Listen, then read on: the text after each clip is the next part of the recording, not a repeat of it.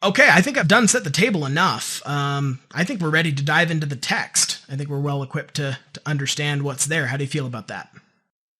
I feel good. Although, I want to pause for a second.